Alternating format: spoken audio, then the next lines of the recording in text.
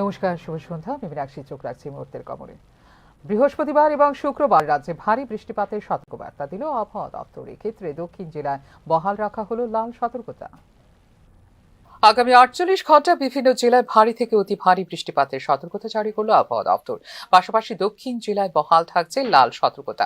গাঙ্গেয় পশ্চিমবঙ্গ এবং এর আশপাশের এলাকায় অবস্থিত নিম্নচাপ অঞ্চলটি বুধবার অর্থাৎ 9 জুলাই ঝাড়খণ্ড সংলগ্ন গাঙ্গেয় পশ্চিমবঙ্গের ওপর অবস্থান করে বলে জানিয়েছে আবহাওয়া দপ্তর।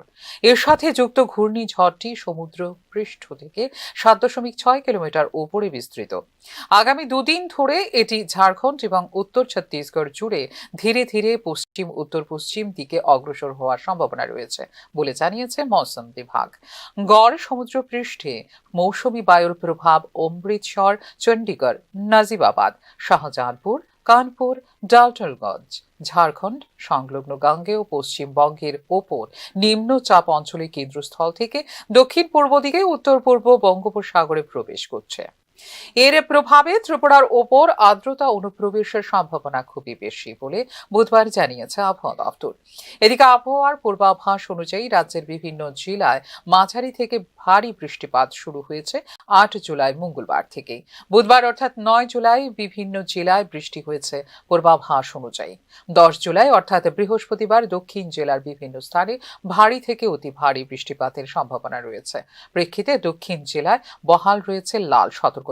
গোমতী, সিপাহীজলা এবং পশ্চিম জেলায় রয়েছে কমলা সতর্কতা। এদিকে বাকি 2 জেলায় রয়েছে হলুদ সতর্কতা। তীব্র বৃষ্টিপাতের কারণে দৃশ্যমানতা কমছে, যার ফলে হচ্ছে যানজট, রাস্তায় জলাবদ্ধতা এবং গাছ উপড়ে পড়া এবং গাছের ডাল ভেঙে যাওয়ার কারণে সাময়িকভাবে যানবাহন চলাচল ব্যাহত হচ্ছে রাজ্যের বিভিন্ন জায়গায়, জানিয়েছে রাজ্য প্রশাসন। ভারী বৃষ্টিপাতের ফলে পাকা অবস্থায় থাকা ফসল এবং শাকসবজির ক্ষতি হতে পারে। এই ক্ষেত্রে মাটি এবং শেকড়ের ক্ষতি রোধ করতে ফসলের গোড়ায় মালচ দেবার পরামর্শ দিয়েছে আবহাওয়া দপ্তর। বজ্রপাতের সময় মাঠে কাজ করা এড়িয়ে চলা এবং বৃষ্টির সময় জলের প্রবাহ এড়াতে সঠিক ব্যবস্থা নিশ্চিত করার পরামর্শ দিয়েছে আবহাওয়া দপ্তর। এই পরিস্থিতিতে ধান, পাট, ভুট্টা এবং শাকসবজি বপন স্থগিত রাখারও দেওয়া হয়েছে পরামর্শ। Bureau report, news now. এদিকে টানা বর্ষণে বন্যা পরিস্থিতির সম্মুখীন দক্ষিণ ত্রিপুরা জেলা। এক্ষেত্রে বিলোনিয়া, সাবরুমে সতর্ক রয়েছে প্রশাসন। প্রশাসনের আশ্বাসে নয়, বাংলাদেশের বাঁধ ভেঙে যাওয়ার কারণে এই যাত্রায় বন্যার কবল থেকে রক্ষা পাওয়ার আশা করছেন বিলোনিয়া শহর লাগোয়া উত্তর বিলোনিয়া, বল্লামুখা ও আইসি নগরের মানুষ। উত্তর বিলোনিয়া, বল্লামুখা ও আইসিনগর সীমান্তের ওপারের বাংলাদেশের নিজ কালিকাপুর এলাকায় বাংলাদেশ সরকার রাতারাতি বিশাল বাঁধ তৈরি করেছিল বাংলাদেশের মানুষকে বন্যার কবল থেকে রক্ষা করার জন্য। মঙ্গলবার বন্যার জলের তোড়ে ভেঙে যায় বাংলাদেশের নিজ কালিকাপুর এলাকার মুহুরী নদীর পাড়ের বাঁধের বেশ কয়েকটি জায়গা।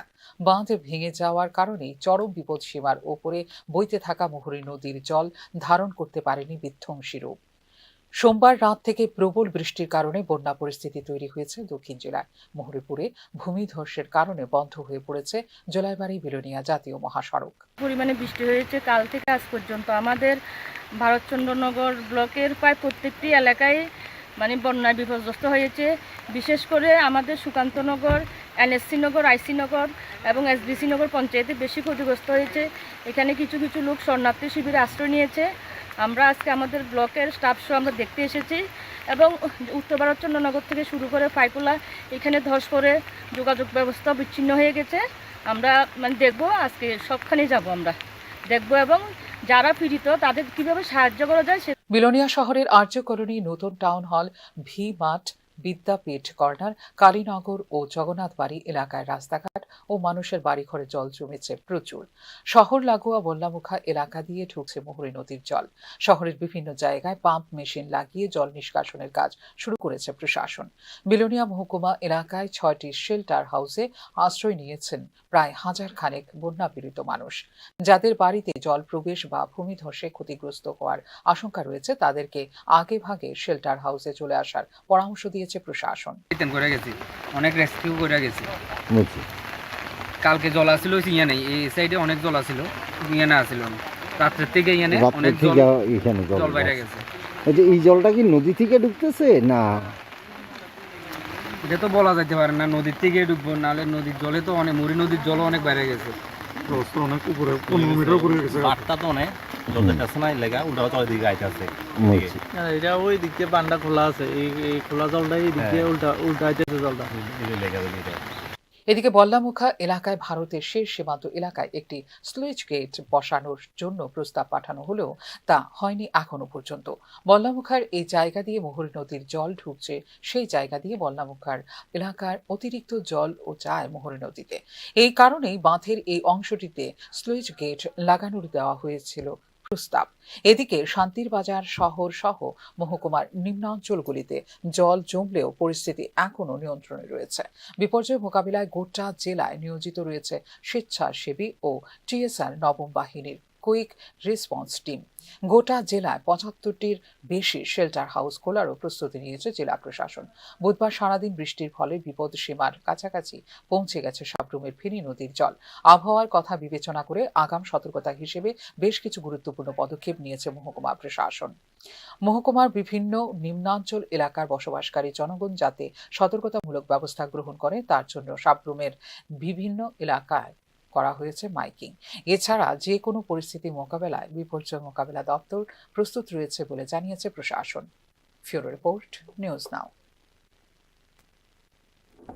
মহিলা কলেজের প্রকৃতি সম্পূর্ণ সমর্থন করলেও রাজ্য সরকারের সমর্থন পায়নি গোটা দেশের এই ধর্মঘট। ক্রমাগত বর্ষণকে উপেক্ষা করে বুধবার গোটা দেশব্যাপী ধর্মঘটকে সমর্থন করেনি রাজ্যের স্কুল, কলেজ সহ অফিস কাছারি, প্রত্যেকটি সরকারি কার্যালয়। খোলা ছিল মহিলা কলেজও, ছাত্রছাত্রীর সংখ্যা ছিল খুবই কম, উপস্থিত ছিলেন অধ্যাপক অধ্যাপিকা। সরকারি চাকুরি করেন, কোনো মতেই সমর্থন করতে পারবেন না এই ধর্মঘটকে, এই অভিমত ব্যক্ত করেন মহিলা কলেজের অধ্যাপিকা। হ্যাঁ, যেহেতু বন্ধ দেখেছি ঠিক আছে, কিন্তু আমাদের তো গভর্নমেন্ট নির্দেশই আছে না আসার জন্য। আমরা যেহেতু গভর্নমেন্ট জব করি, অতএব ওইটা আমাদের মানতেই হবে, বুঝলেন তো। এখন দেখি স্টুডেন্ট তো সেরকম দেখছি না, যেহেতু বৃষ্টির জন্য মনে হয়, সেজন্য স্টুডেন্ট তো দেখা যাচ্ছে না সেরকম। একদিকে বৃষ্টি, অন্যদিকে দুটোই মুশকিল। যেরকম আমরা মানে ঠিক টাইমে আসতে পারি না, ইয়ে করতে পারিনি, এরকম কোনো রিক্সা নেই, খুব ঝামেলা হয়েছে আজকে। অটো যাতায়াত করছে, হ্যাঁ মানে কম আর কি, বৃষ্টির জন্যই হতে পারে কি বুঝতে তো পারিনি না, তবে অন্য দিনের তুলনায় মোটামুটি অনেকটাই কম। সমাজের ভুয়ো নিয়মকে উপেক্ষা করে নিজেদের অধিকারকে বুঝতে হবে শিশুদের, তবেই নিজেদেরকে সুপ্রতিষ্ঠিত করতে পারবে তারা। বুধবার রাজধানীর বিজয় কুমার স্কুলে শিশুদের অধিকার নিয়ে, বিশেষ করে বাল্যবিবাহ ও নেশামুক্ত থাকা সহ বিভিন্ন বিষয় নিয়ে এক আলোচনা সভার আয়োজন করা হয় Tripura commission for protection of child রাইটসের পক্ষ থেকে। সভায় শিশুদের অধিকার সম্পর্কে আলোকপাত করেন কমিশনের চেয়ারপারসন।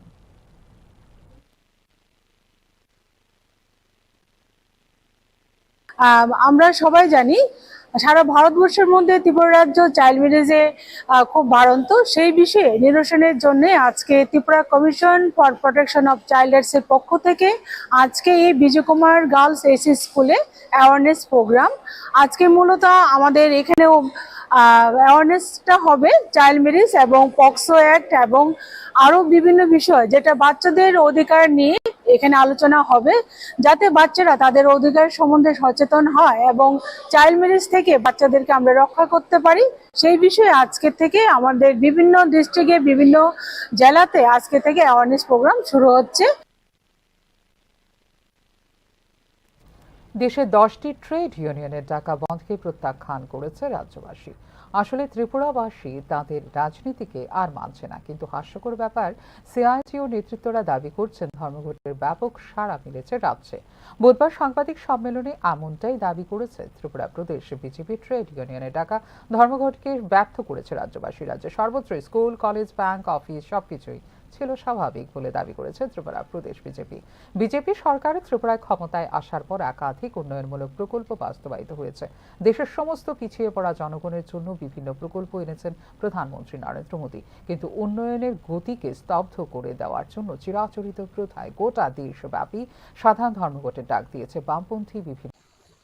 দূরপাল্লার যে গাড়িগুলি আছে, নাকের জোড়া থেকে যে গাড়িগুলি ছুটে সাবরুমের দিকে, বিলোনিয়ার দিকে, রাধানগর বাস স্ট্যান্ড থেকে যেসব গাড়িগুলি কৈলাস শহরের উদ্দেশ্যে, নর্থ ত্রিপুরার উদ্দেশ্যে ছোটে, বড় বাসগুলি সেগুলি স্বাভাবিকই ছিল, এবং আগরতলা থেকে নাগেরজোলা থেকে বিশালগড়, নাগেরজোলা থেকে চরিলাম এবং কাছাকাছি যেসব অঞ্চলগুলি আছে যে বাস পরিষেবা বা ছোট গাড়ি, জিপ, অটো, টমটম